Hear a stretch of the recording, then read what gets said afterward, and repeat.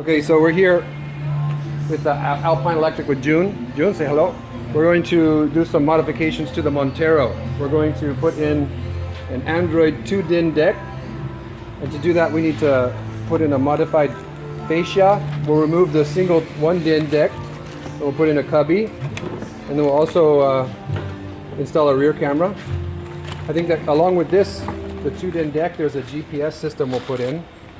And then we'll try to hook it all up to some rear monitors that are in the car, as well as the wheel controls for volume. All right. Okay, so we'll take a look here at the inside. So the Montero 2009 to 2014 often comes with this just information system and a cubby. And you see the fascia here does not accommodate a stock 2-DIN radio. So that's why we'll need, because of this, we'll need to put in a modified fascia piece. I have the 1-DIN stereo, we'll pull that out and then just put a cubby there. And we're also going to try to hook up these on-wheel controls so that they work. Looks like June's already having at it. Wow, you dropped that down. These guys are moving faster than I can even keep up track. So he's removing the molding so we can do the reverse camera. Nice, bro. What's your name? Eric. Eric? Yes. Nice to meet you, Eric. Nice. So that's what apparently they're going to do there. And June's busy.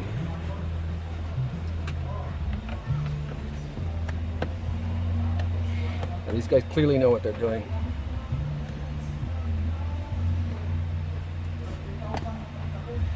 Now, I believe there's also some USB dongles that I'd like to actually come out of into the glove box if possible. USB. Yeah, USB dongles for external memory or maybe even a Wi-Fi.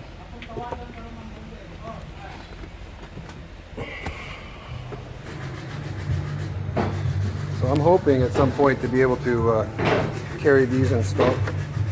Carry these in stock as well. So people with Monteros. And these 2-DIN decks. The reason I chose this one is because this model is supposed to be capable of what they call dual zone, meaning you can have navigation on the screen here and a movie playing in the back on the headrests. So we've got all the rear panel removed.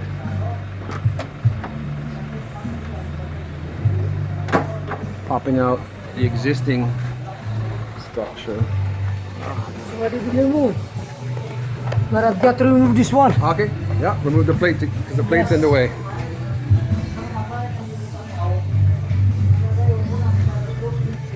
We've removed the panel behind the glove box with access to the wires here.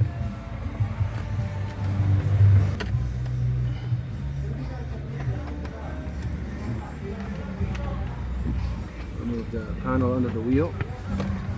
So these guys work fast. He's already got this whole panel loosened, removed the fascia, and is removing the stock Mitsubishi information device.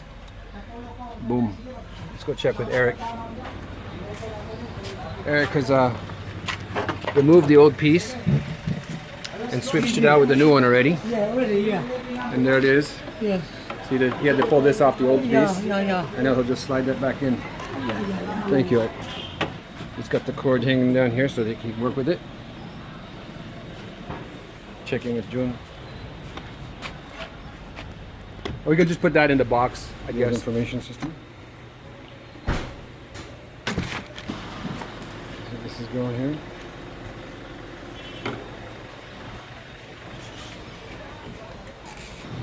Did you have to fish that through there first?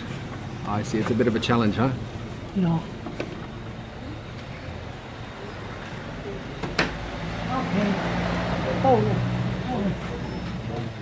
Hold on to the recovery. Wait, it's not done yet. Yep. We got to aim it, diba?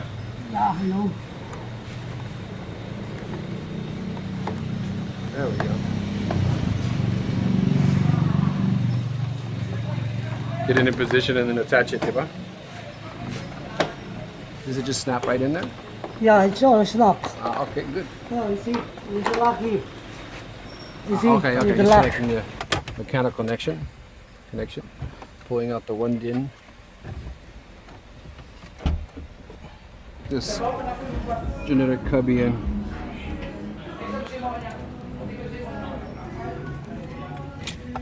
Took the brackets, kept the brackets on there. Maybe upside down. Yes.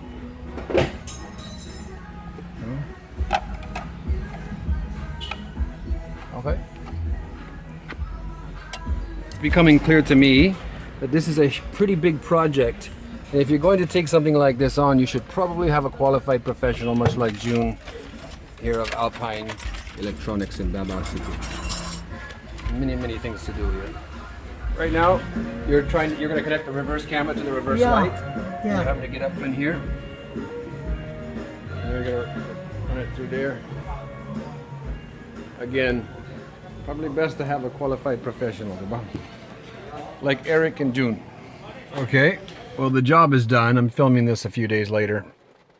My apologies for not filming every step and all the details. Normally I would like to do that, but I wasn't doing the work myself, as you saw. I had the technicians there at Alpine Electric doing it, and those guys were moving just way too fast. You know, the whole thing ended up taking like almost 4 hours, and most of it had to do with like kind of fine adjusting how the stereo sat inside the enclosure, and same with this spare cubby. So anyways, this is the result. As you see, we have the 2-DIN deck inside the modified fascia. We removed the 1-DIN stereo and we put in this little cubby, and it looks pretty good. I want to cover a few things that I see as possible negatives or challenges that needed to be overcome. The first was the fascia didn't fit as well as I would have liked. There was a larger gap here, and it wasn't fitting here, so I had to remove a little material off the corners. And that seems to have worked. The gaps are now minimal. Though you can see, I don't know, you can see there's a small gap there. You may gather by now that I'm a bit of a obsessive compulsive perfectionist. Another thing that bothered me is the maker of this is Bosayan. It looked, the whole fascia and everything looked just like this other Enon Tech or something like that. So I thought it was the same, but it's not. Multi-touch wasn't working. It was registering one touch, but not two or more. So this is very problematic when trying to zoom in or zoom out on a map. I had to upgrade 3 different, software, the firmware, the operating system, and that was kind of a pain in the butt. But I did that, and now it's working. Also, the default GPS or Navi software, iGo, it's probably wonderful as far as the way it interrupts music or Bluetooth and the way it interacts, the voices and all that. But the map, they couldn't even get me out of my own neighborhood. So I had to replace that. I put Google Maps in as my default GPS. One of the reasons I was pretty big on this radio, the look, I thought it had dual zone. Now I asked the vendor, does it have dual zone? And I looked back over our chat history and they never specifically said it did. I just asked too many questions at a time and only got a few select answers, so that was unfortunate.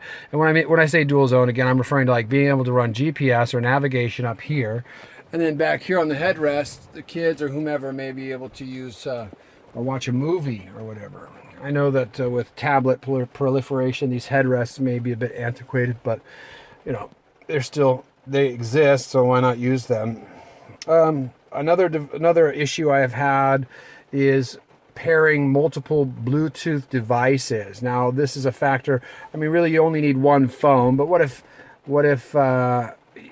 maybe you can do more than one phone, but what the device I'm having a hard time with is this. I have a mini Bluetooth adapter in there, and it's not the Bluetooth adapter, it's the software on the device. Really, it's set up for pairing with phones, and there's no like generic Bluetooth pairing interface.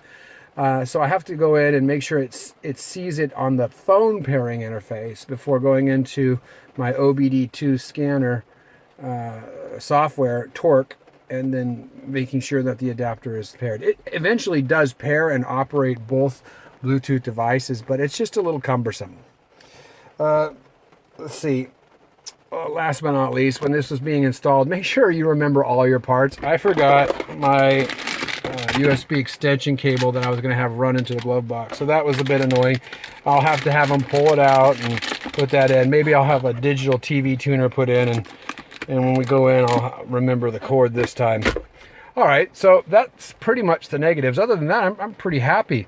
So let's fire this up, and we'll go through functionality and features, and basically the positives. So cool thing is, like with most of these decks, you can select your own boot logo. So here we have Mitsubishi. I was able to actually make another Mitsubishi logo and throw it in there, but I went back to the red. I made one that was silver on black like this, but I think I prefer the red. I think that's the company default. Plus it's a cool color, right? Red and black. Anyway, so it takes a bit to load up. One thing you might want to realize though is that if you put it in reverse, it doesn't need to boot up all the way. And this is the quality of the reverse camera. It actually ended up pretty nice. So it doesn't need to boot up all the way to go into reverse. I probably should have demonstrated that. First of all, let's go back to the home screen, mute the radio. So something that's cool is that when you turn on the lights, you'll see that my dash lights are a red hue, and I can do the same for these. I can select these red. There's many different colors you can select your buttons, so it doesn't really matter what color your dash system is. You can match the buttons, so that's very cool.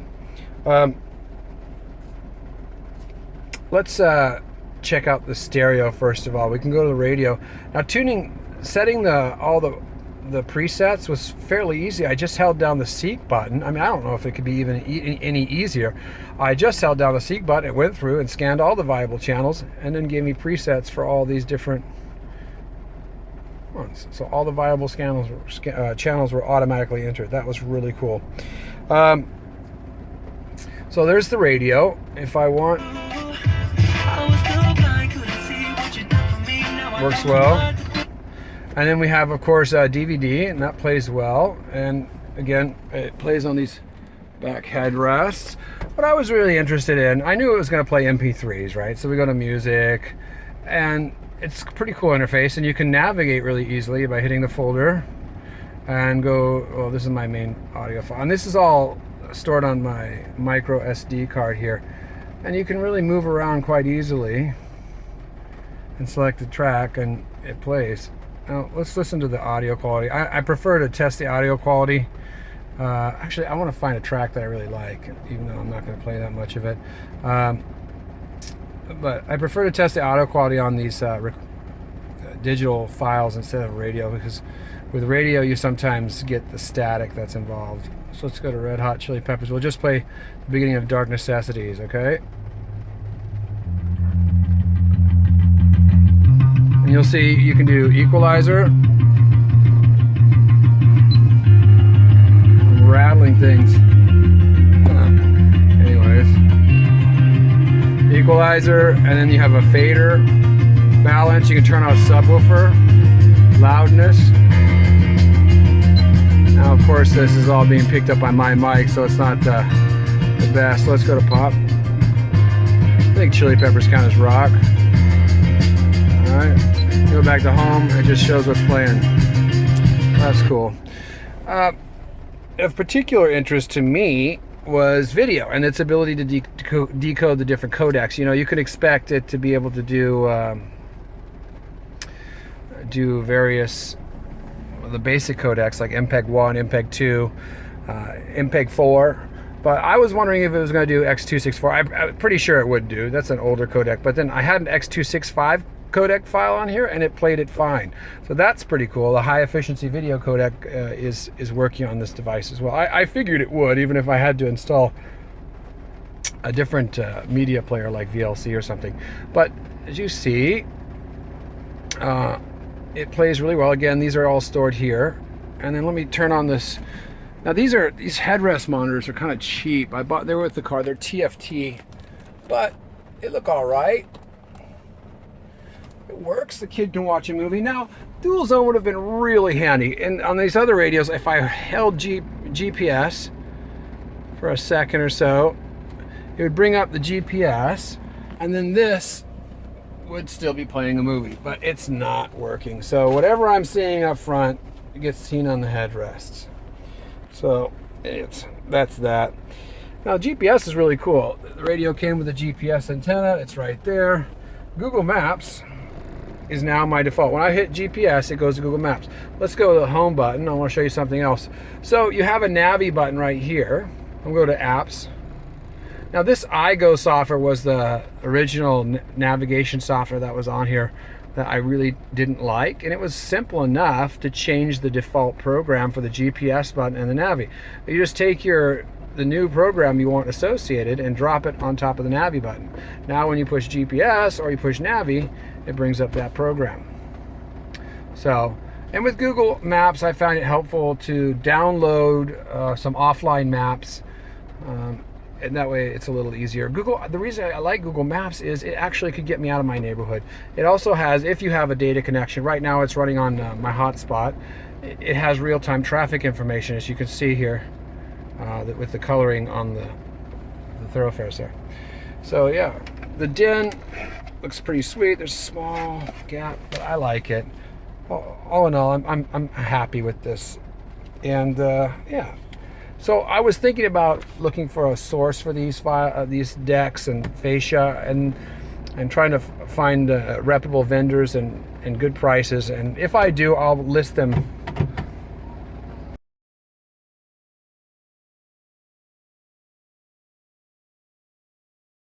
So yeah, I'll list, if I find the stereos and fascia, I'll list them. I'm here in the Philippines, and actually I wanted to start selling these things, the cubbies and the fascia and the stereo.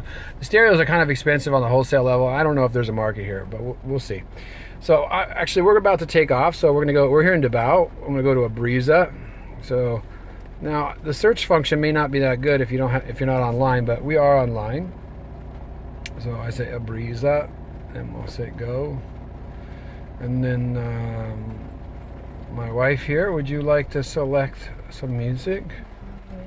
You're good. Okay, so we also have the Bluetooth devices paired, so if I'm called, even though I'm running OBD2 at the same time, I can get the phone call over Bluetooth. OBD2, that's a whole nother thing. I have a separate video of connecting the Elm 327 Super Mini to the Torque. So you can, if you're interested in the OBD2 and Torque, so you can see real-time information, get fault codes, clear fault codes. That's all really cool stuff, but that's a separate video, okay? So I'll just put my music back on.